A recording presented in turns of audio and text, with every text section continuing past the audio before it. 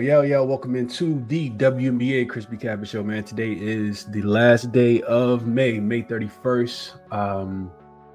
We'll jump into a quick recap of yesterday. We did have, I think, 4 or 5 games on. Today is only one game, so it'll be a quick show. Talk about the rematch between the Dallas Wings and the Chicago Sky. But as we always do, we'll start with a quick recap, man. Transparency is important.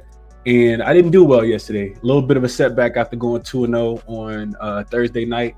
The Aces and the Sparks did get up and over the total for me at 165. Hopefully you guys tail that one. Washington plus the 8.5 was a loser. Really just couldn't score the basketball. Shout out to the Liberty, second leg of a back-to-back, go in and smoke the Mystics in their crib last night in DC. And in Seattle, Alicia Gray and Ryan Howard happened again, man. I'm probably done fading Atlanta for at least a little while. They didn't even need Brittany Griner. I think she finished with like 3 points.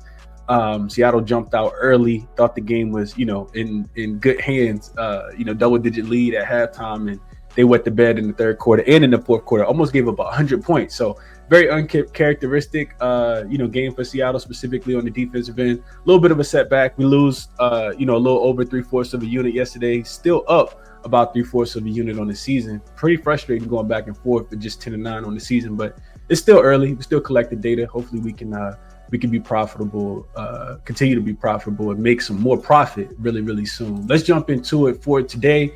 Yesterday, jaXon liked Skylar Diggins over her points. That was a winner. Like Sabrina Ionescu, under her 16.5 points, that was a loser. So jaXon went 1-1 yesterday.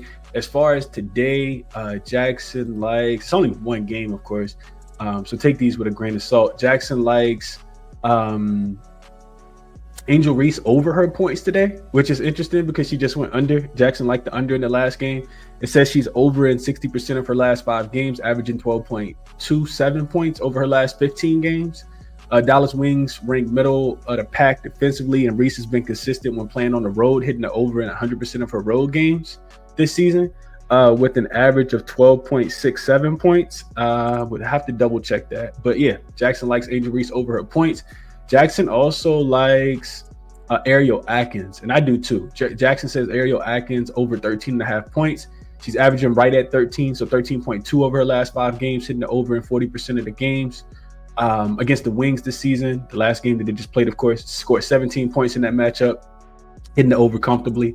And over her last 10 games, she's averaging right at 14 points per game. Of course, this goes back to last season when she was on the Washington Mystics, showing consistency near this line. So when you think about the Dallas Wings defense, matchup context, says Dallas Wings have a 107.3 defensive rating, which is below average, and they allow opponents to shoot 38.9% from the three-point line.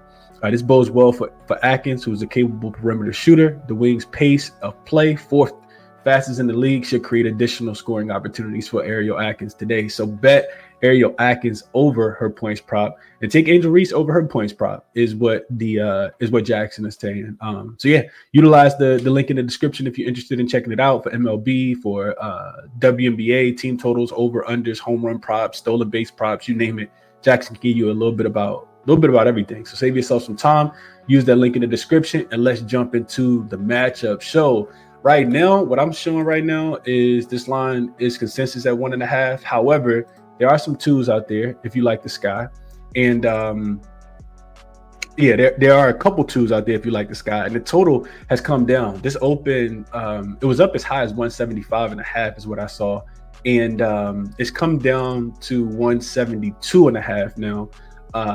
Consensus is about 173, so it's come down a little bit more than what you see on the screen. We get into a quick injury report, and it is important in this one because the Chicago Sky have Haley Van Lith listed as questionable because of an ankle injury. They also, I think it was one more player. No, she's the only person on Chicago Sky. On the Dallas Wings side of things, Paige Beckers is going to miss this game. She's also going to miss the next game as well due to concussion protocol. So she won't be out there. Ty Harris is listed as game time decision. We'll see if she plays. She's listed as questionable because of a knee injury. So we jump into the matchup. I think, especially when it's these back-to-back games, which we just saw these two teams play on Thursday night in Chicago. Chicago got their first win of the season. So we go back and look at it, right? The Chicago Sky I kind of forecasted this because I bet the over, and it was an easy winner. Chicago shot 46.8% from the field, which is interesting because they stink at scoring the basketball. They shot 47%, 42% from the three-point line, 28 assists, right? I highlighted these in yellow so you could see them as I kind of went through it.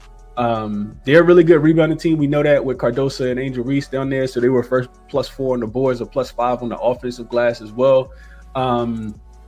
And they did a pretty good job of forcing turnovers, 17 for the Dallas Wings, and Chicago was able to hold themselves to 14 points on turnovers. So real quick, what I want to show you guys, if you can remember some of these numbers, especially the Chicago Sky scoring in this spot, I want to go over and transition to Money Baller, just to show you guys how I'm kind of looking at this game.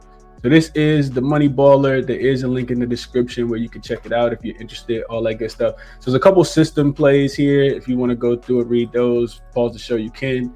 And we'll talk about this coming off a loss as a favorite bounce back spot for the Wings, if I agree with that or not. Baller system on the over as well. Rematch within 7 days. The total's gone up. We can see that this total was set 173. But this is what I want to talk about right here. So you see the efficiency, this efficiency stuff here. The Sky, I talked about them just now shooting 40% from the field, 40% from the three-point line. Look at this. So offensive rating 11, defensive rating 13, Wings defensive rating 11, Wings offensive rating third, but they without Paige Beckers in this game. So how much did that have an impact? We also come down here, look at the three-point shooting. I just told you guys that Chicago shot 41% from the three-point line. Look at the Chicago Sky's three-point shooting. Corner three, they are first in the WNBA, but above the break three, field goal percentage, they are last. So should we expect them to have a little bit of regression, or do we think that the last game was what we can see kind of moving forward from the Chicago Skies team? I'll answer that question in just a second. I want to get back here real quick. I thought that was important to show though. So before I get there, I want to talk a little bit about the total. So we just saw these two teams play, right? This is a query that you can look up, Give Me the Dog or Killer Sports. This is teams who previously lost as a favorite. Now they are a favorite. The game is in the regular season and it's within 3 days. So a quick revenge spot. You can see that the favorites in this spot are 27-14. Only 20-20 against the spread. They're winning by just, 3.2 points per game. So that would say, a little bounce back spot for the Dallas Wings here. Look at the total. I highlighted it. 24-17 to the under. These games are going under 59% of the time, right at about 59% of the time. If you also add that the home team is the favorite, the total actually gets, I didn't screenshot this and add it, but the total gets even stronger. 63.7% play on the under at 19-11. Now, can you play under? I just showed you guys the defensive numbers. Both of these teams play super fast. I don't think that you can. I can't put my money on it. Maybe, a live bet if it starts off super slow, or a live bet if it starts off super fast. I'll bet the opposite, just expecting some regression or progression. But what I do think about this game is I can't lay points with Dallas. Like, I understand Chicago's has only won one game, probably a little bit of a letdown spot for them. But I can't lay points with Dallas. Dallas is 1-5 straight up on the season. The only win that they got, 2-4 against the spread. The only win that the Dallas Wings got came against the Connecticut Sun. Now they're down. Arguably, I'm not gonna say best player, but Paige Beckers is showing a lot of promise already. Now Paige Beckers is not there. Chicago does need to start stacking wins after starting the season, 0-4 before getting their first win. The Sky have covered 2 straight games. More importantly, their offense has picked up. They just scored 89 points against the Phoenix Mercury 2 games ago. And then they got to 97 against the same Dallas Wings team. That was, all after not even reaching 80 points. They didn't even reach the 80-point mark in their first 3 games at all. So I think that's the only way that I can look, man. I think with 2 terrible teams, I want the points with one of the teams. I do think the Sky are going to pick up and play a little bit better. We don't know what the Dallas Wings look like, without Paige Beckers out there. Even when I was going through the numbers, I'll tell you guys what I did see. In the 204 minutes that she has played, they have an offensive rating of 103 and a defensive rating of 107. So they're -4 in net rating. And then in the 36 minutes that she hasn't played, they have an offensive rating of 115 and a defensive rating of 116. So the defense gets worse. Maybe that's even the Chicago Sky team total over again. Not to say that they're going to shoot that well from the three-point line, but if we expect the pace, then maybe this game goes over.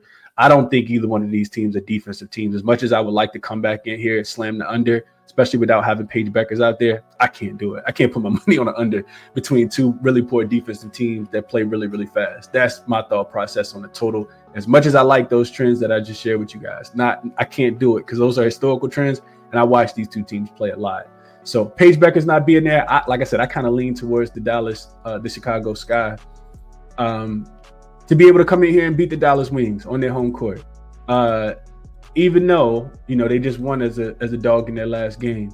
If we transition over real quick, talk about some player props in this game. Dejanay stands out to me a lot, right? We go back and look at the last game. She had 15 points in that game. I just talked about Paige Beckers not being there. Her points probably enlisted at 12.5 feels like a steal. This game is going to be played fast. Chicago's not a great defensive team. I mean, I kind of gave you guys all the numbers already, and somebody's going to have to pick up the pace. You can see Chicago's defense allows the most points in the WNBA, 93.8. This 13th is the worst. So I will be looking at somebody like Dejanay Carrington. I do think Arike Ogunbowale had 37 points in that last game, tied the season high for the whole WNBA. I think she could potentially struggle.